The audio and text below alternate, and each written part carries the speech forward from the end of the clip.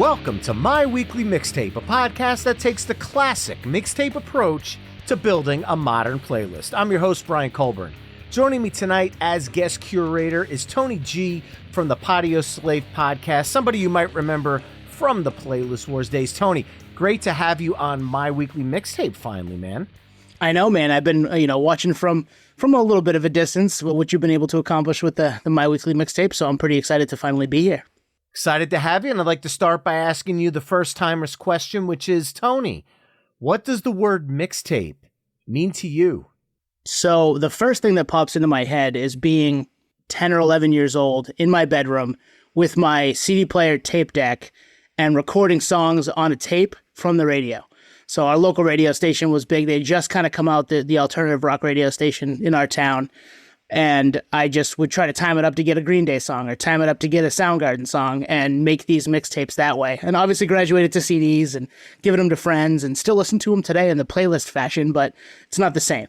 Well, tonight we are talking about a band that's a big piece of the Patio Slave universe, and that is Rage Against the Machine, with our guilty parties, Zach De La Rocha on vocals, Tom Morello on guitar, Brad Wilk on drums, and Tim Commonford, otherwise known as Timmy C, Tim Bob, Y Tim K, or Tim.com, depending on which album liner notes you're reading on bass.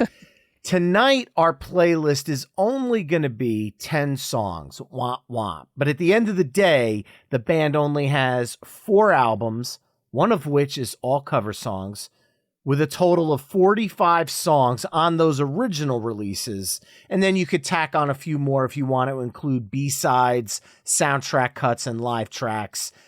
I wanted to make it a little harder on us, so 10 songs it is. As I have a definitive Rage Against the Machine album, which is their self-titled, and as much as I love Evil Empire, The Battle of Los Angeles, and Renegades, depending on where we go, Tony, I might be leaning heavily towards that self-titled album. And I know you've said that Evil Empire is your favorite album from them. So how are you approaching this playlist tonight? So yeah, I think Evil Empire, and it's because of when you get into them, right? It's always the case with music and what kind of happens there. But Evil Empire is the record that Anthony and I, my co-host, bonded over growing up in South Portland, Maine. It was like, it felt illegal to have that as a 11-year-old, but it was amazing. So I've spent a ton of time with all 4 really, but that one is the one that it kind of turned the switch for me, and that's why I may lean towards that one as far as my favorite of the 4. But it's hard to deny self-titled. It's hard to deny Battle of LA. And we did a whole episode on Renegades and how they made all of those cover songs their own. So they're just a phenomenal band, top to bottom. Well, let's get down to business. Tonight, as I mentioned at the top of the show, Tony and I will be curating the ultimate Rage Against the Machine mixtape. Tony, as my special guest, will begin with his first song choice, and then I'll add a song that I feel best follows up that choice. We'll then flip-flop choosing songs until we've mapped out our 10-song list, with the overall goal for the episode being to craft the best Rage Against the Machine mixtape possible through those 10 songs. At the end of the show, you can take our conversation to the next level by visiting the episode page at myweeklymixtape.com to give our final mixtape a listen via the embedded playlist. And if you like what you're hearing on the show, you can help me out by either telling a friend, leaving the show a 5-star review wherever you're tuning in, or becoming a Patreon mixtaper at patreon.com/myweeklymixtape. There you can enjoy ad-free episodes of the show, become a future guest, and so much more. And a few of the Patreon mixtapers chimed in with the songs they would use to kick off our Rage Against the Machine mixtape, and here's what they had to say. Chad Lamassa chimed in saying, let's kick things off with their cover of Renegades of Funk. Ben from the Too Vague podcast chimed in saying he was going to start with their cover of Cypress Hill's How I Can Just Kill a Man from Renegades, but he thinks it works better as a mid or transitional track. So instead, he's starting off what he thinks is their strongest album opener across their catalog, which is Testify from the Battle of Los Angeles. Philip Bergman agrees with Ben, saying it's got to be Testify to start, But then at the end, you want to end it with Know Your Enemy, just so we can end the tape with Zach repeatedly screaming, all of which are American Dreams. Yep. Tom Hutchinson chimed in saying Killing in the Name of 100%. Seeker chimed in with their cover of Maggie's Farm, saying that they amped that one up to 11. And Jen Fink chimed in saying their cover of the Ghost of Tom Joad, Rolling into Testify to start, and then ending it with Killing in the Name or Freedom, saying that Rage is one of her favorite bands of all time. Well, Jen, I hope we do this one justice. And just as a reminder, if you want to chime in for future episodes of My Weekly Mixtape, you could join the Mixtaper family at patreon.com/My Weekly Mixtape. So, Tony, with all those choices out in the atmosphere, I'm officially pressing the record button on our mixtape, and the floor is yours. Why don't you dive into the song you chose to kick off Side A? So all of those are great choices, and it has me doing a double take, but I'm going to stick with the one that my gut tells me, Bulls on Parade. And I have to go with Bulls on Parade. It's my favorite Rage song. It's the song that introduced me to the band as a 10-year-old. It's the reason I picked up Evil Empire. It's the reason my cousin and I were poring over, the liner notes that summer. It just had a birthday, I think, around the time we're recording this. It's such a great record. That song, it's the second song on the record, but it kicks off my fandom to them, so I have to kick off the mixtape with Bulls on Parade. It's a perfect song. I will agree. It's an absolutely perfect song. The riff is everything you love about Rage Against the Machine. It's got the heft, it's got the might, and it's got that Tom Morello stamp that just speaks to what Rage Against the Machine is. And I love where you're going with the song that kind of led you into the band. And I'm going to do that, but I'm going to do it from my bass player brain. I like that. And I'm going to go with the opening track because, I'm an album opening fan. And I'm going to go with a career opening track. And we're going to go self-titled. And we're going to go with that amazing bass and guitar simultaneous opening, walking our way into Bomb Track. It's a 1-2 punch like no other because you've got the immediate heft of Bulls on Parade and then that little intro to Bomb Track to kind of give people just a second to catch their breath before it explodes. What an amazing album opener that just introduces you to what to expect with Rage Against the Machine, because Bomb Track tells you the story that Rage Against the Machine tells across the 4 albums. And I feel like it's a perfect way to follow up Bulls on Parade. Hell yeah. No, I completely agree. Bomb Track is so good. We did an episode earlier this year on Offspring Smash, tangent just a second, and I found a way to put in every song from the self-titled Rage record throughout our conversation without my co-host knowing. So I'm all in on the first record. As much as I love Evil Empire and ride for that to be my favorite. The first one's great, and Bomb Track is no exception. Great pick. So what are you going to follow up Bulls on Parade and Bomb Track with? All right. I think I'm going to stick with self-titled, and I'm going to go with Wake Up. Whoa, okay. Yeah, we're going to keep the energy high here. And that kind of noodly bass riff to start. It's the only time you get a breath is the beginning of that song. And then they just kind of come at you for 6 minutes. And I remember obviously seeing this at the end of The Matrix, the first Matrix movie. And at 15 years old being like, all right, I guess I need to go back and listen to self-titled a little more because that's where that came from. That's where I know the band, obviously, but I'm now, let's dig into the old stuff and figure some stuff out here. Wake Up. It's just the last minute is chaotic.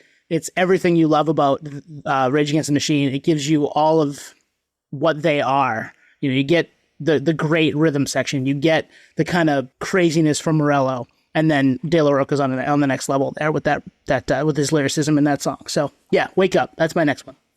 Obviously, it's from the self-titled. I got nothing but love for that album, so love the pick. I'm kind of kicking myself because you had mentioned the movie connection to The Matrix. Bomb Track was prominently featured in Natural Born Killers. And I remember seeing that on the big screen. And that was another moment where I'm like, man, these guys this song just brings it. Sticking with the self-titled album, 2 tracks in a row there, I love. So I'm going to pivot away. I was thinking about going with another self-titled, but then I feel like we're not showing love to the rest of the catalog. So I'm going to jump to the other end of the spectrum in a way, but also not in a way, which I know sounds like I'm kind of cheating here, but I'm going to go with one of the songs featured on Renegades. However, it wasn't recorded for Renegades. It was recorded and produced by Brendan O'Brien and released as a free single along with their 1997 home video release. And I'm going to go with their cover of Bruce Springsteen's The Ghost of Tom Joad. What I love about cover songs is when you take a song and you rearrange it and you make it your own. And Rage Against the Machine took a song that's written in 3/4 time by Bruce Springsteen and turned it into a 4/4 rocker, where if you played the two songs back to back, you might not even connect the fact that you just heard the same exact song twice. And I'd be lying if I didn't think that this cover played at least a small part in Tom Morello joining with the E Street Band and being a part of the High Hopes album. I feel like this was the seed that got planted. But this song reached number 35 on the Billboard Mainstream Rock Tracks chart and number 34 on the Modern Rock Tracks chart without an album at the time. And that is amazing. It was their second charting single after Bulls on Parade. So nothing from the self-titled album charted.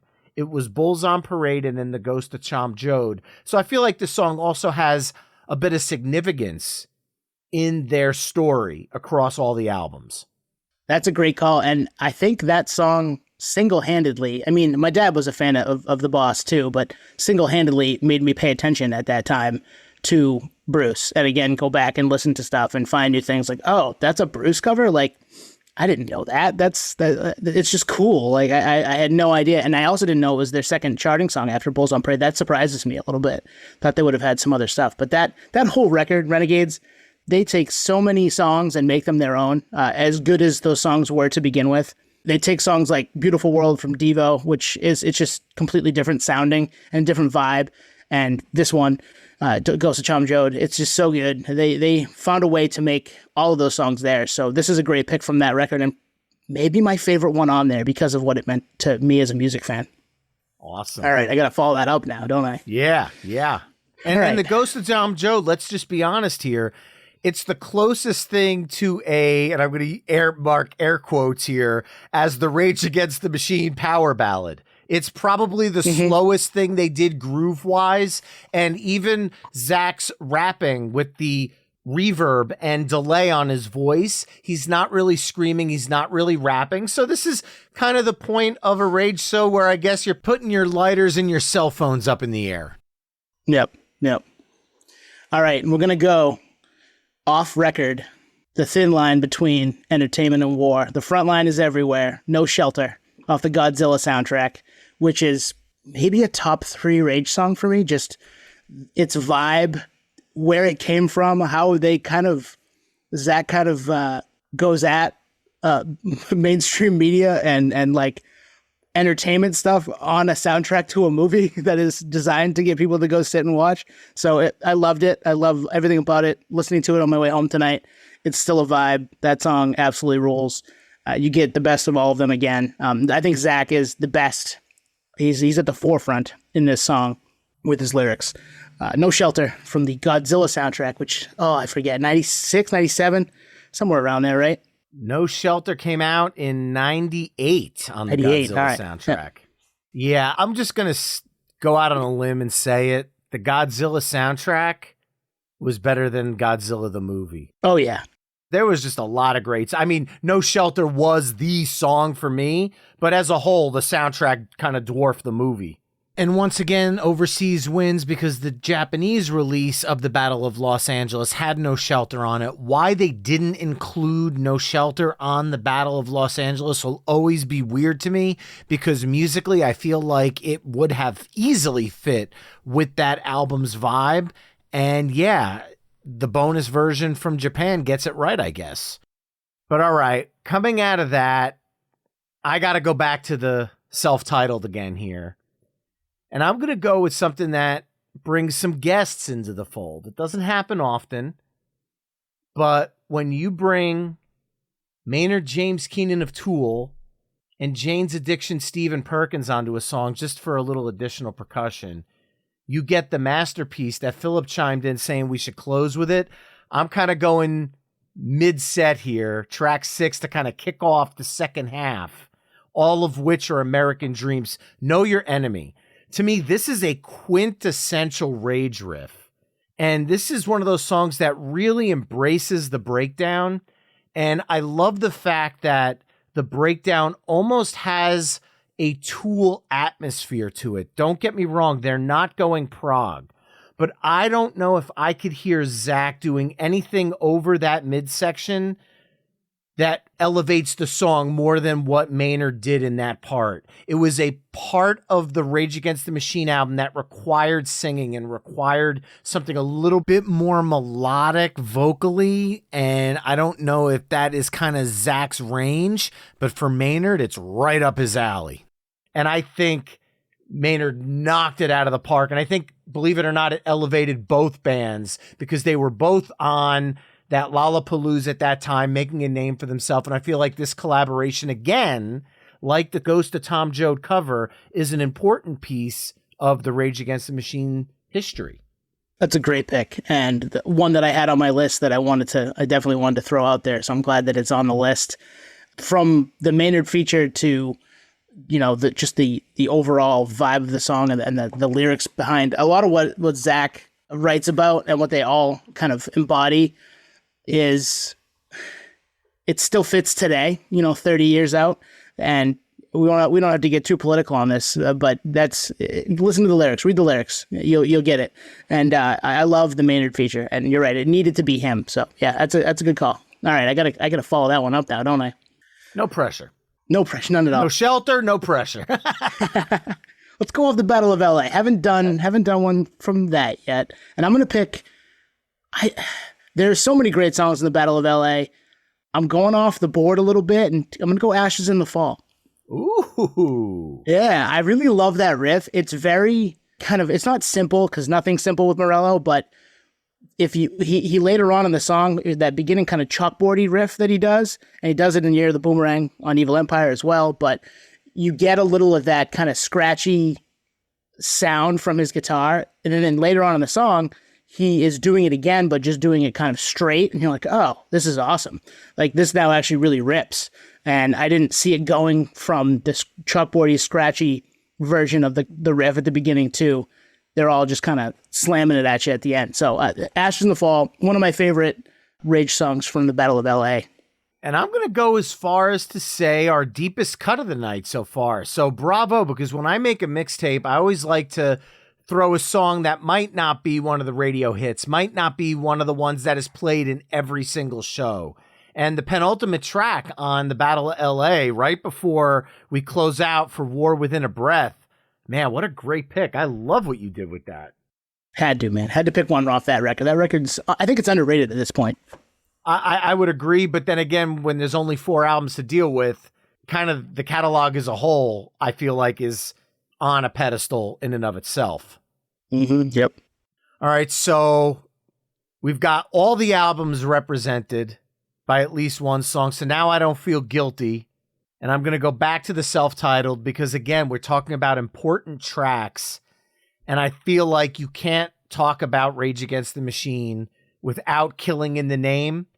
And just, I mean, from the beginnings in the 90s with that song, taking it into the 2009 UK #1 campaign. This is the kind of song that crossed decades for this band. They already had done tours in 2007 and 2008, but it was the moment where there was the whole X Factor and Killing in the Name competition in the UK, where the voters got Killing in the Name to #1 in the UK, that I think might have been a catalyst for the continued 2009-2010 tours, because it really revitalized Rage Against the Machine overseas again, while also, again, keeping that song relevant when it was well close to its 20th year of existence at that point. And again, just in terms of the band's history, we have to focus on the fact that this was their lead single. This was their introduction outside of Bomb Track being the album introduction. This is what they came to the table with. And it's such a moment in music. I remember seeing the crowds in Lollapalooza during the I Won't Do What You Tell Me close. And it was insanity. They literally took people over with that song, and they take people over with that song. And I don't think there's ever been a Rage Against the Machine show that didn't have it in some facet. And I just can't see not including it here. Great choice. Obviously, one of their probably biggest song, you're a career-spanning song. Everybody kind of knows this song. You may not even know that it's Rage Against the Machine, but people know the song and know the ending of this song, no matter really what, if you paid attention to music over the last 30 years. And I love that it was a single. I love that it was on the radio, even though they had to cut it. But yeah, great track and great pick there. Yeah, I love when they were on the BBC and they were told you cannot curse. And for the whole first half, he just goes, Q, I won't do what you tell me. Q, I won't do what you tell me. And when they kick in and he just starts cursing and they have to break out of the song, that you don't get more Rage Against the Machine than that. So good. So good. Yep. All right, we each have one pick left. This is where it gets hard because there are dozens of amazing songs that people are probably screaming at us right now.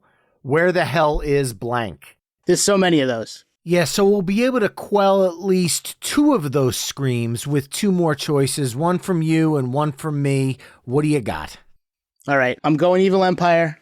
I'm going People of the Sun. Yes! Great riff to open a record that was very anticipated at the time, obviously coming off self-titled and how big that was for them.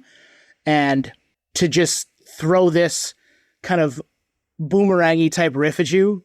They have a song later on that called You're the Boomerang, but not like that. It's so good. It's such a Morello thing to do. And then, yeah, people come up and then boom, right into what they do. And it's a great way to kick off an album and one of my favorite albums of all time. So People of the Sun is my last choice here tonight.